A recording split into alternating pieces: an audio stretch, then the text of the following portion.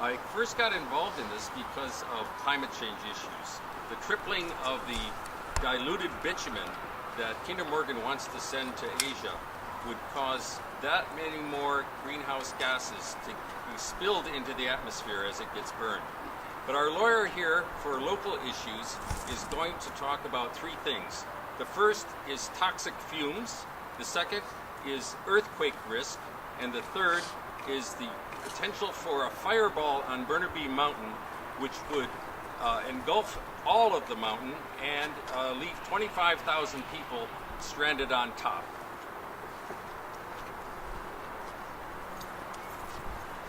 My name is Joel James. I'm representing the Lummi Indian Nation. We're allies with the Swinomish, the Squamish, and Tulalip Indian Nations.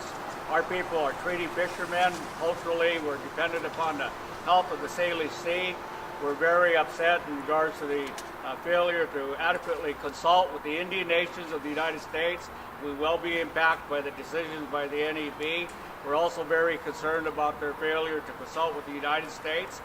We have a border between us, but the pollution will cross over into both jurisdictions, and we believe that they have to slow down and reconsider the decisions that they have in their hands. It's not something to simply say that they can ignore the public opinion of the people of both countries. We all have an investment, and we hope that everybody hears that we have the right to speak out. Both countries have accepted the duties and obligations of the United Nations Declaration on the Rights of Indigenous Peoples, and it requires consultation. It requires that both governments pay attention to what we have to say as Indigenous nations.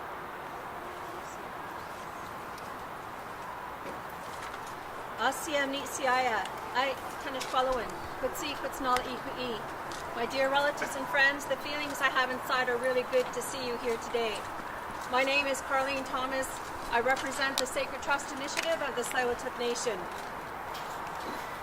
And I can only echo what all the other folks before me have said, that this is a fundamentally flawed process. That the voices of Canadian citizens are not being respected or heard. And this is wrong. These pipelines and these tankers have the potential to impact the place where we live, the place that we call home. And not allowing those voices to come before the board is wrong.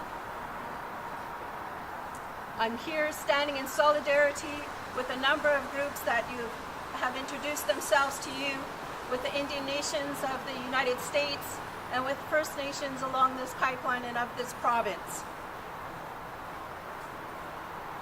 My hope today is that through you are modern day witnesses, that you carry our messages to the citizens of this province, and that we all come together and unite and let the federal government know, let those people in power know that we want our voices heard,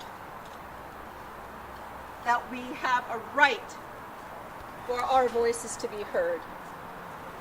OCM, thank you.